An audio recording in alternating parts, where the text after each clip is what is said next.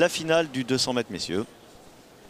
La finale du 200 mètres messieurs où l'on retrouve au couloir numéro 1 Issa Ntepe hier qui avait un petit peu faibli en série, d'où ce mauvais couloir. Issa Ntepe très expérimenté, sociétaire bien sûr de l'équipe de France à 32 ans.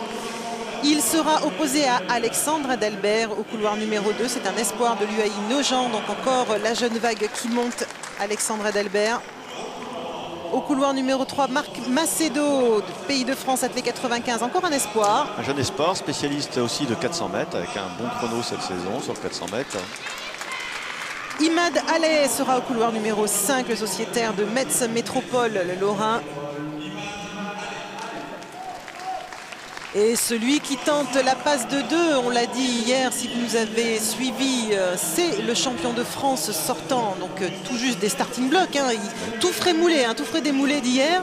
Il a remporté le 60 mètres hier et il tente la passe de 2, un challenge qui est extrêmement difficile. Ils sont très peu à avoir réussi à remporter 60 et 200 mètres qui sont vraiment des disciplines en salle complètement différentes. On reviendra peut-être dessus tout à l'heure si on a un petit peu de temps pour vous expliquer ça. Vous le voyez très concentré. Et Emmanuel Ngom-Priso, pour ceux qui n'étaient pas là hier également, eh bien c'est tout simplement un jeune homme qui vient tout juste d'obtenir la nationalité française et qui était fou de joie hier de fêter cette nationalité avec un premier titre national, alors qu'à l'extérieur se trouve Anthony Kouf, un autre espoir. Les voilà, nos favoris. Voilà, couloir 5, couloir 6, comme d'habitude sur 200 mètres en salle, avec une lutte acharnée certainement entre Emmanuel Ngom-Priso au 5 et au 6 Anthony Kouf. Alors qu'on peut dire pratiquement que pour Emmanuel Ntepe au couloir numéro 1, c'est pratiquement mort.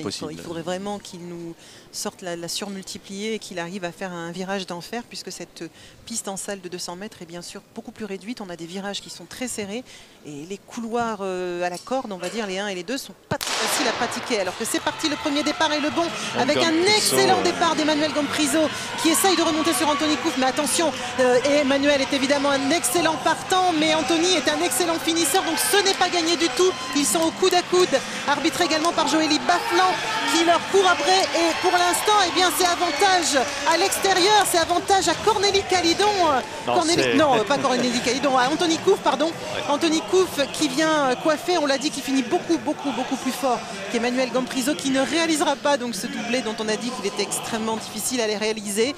Un chrono provisoire de 21 secondes, voilà, qui est ramené à 21 secondes et 28 centièmes pour Anthony Kouf, qui devient champion de France devant Emmanuel Ngom-Priso, tout sourire quand même.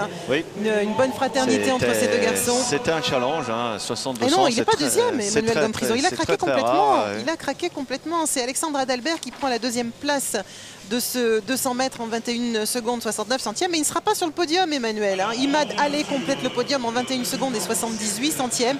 Alors qu'Emmanuel a complètement craqué sur la fin, lui qui a fait sa belle course hier de 60 et qui visiblement ne s'en veut pas trop. Oui, il courait pour le titre. Quand il a vu que le titre lui échappait, il a laissé filer la course et évidemment il s'est fait rattraper par des gens très motivés par le podium.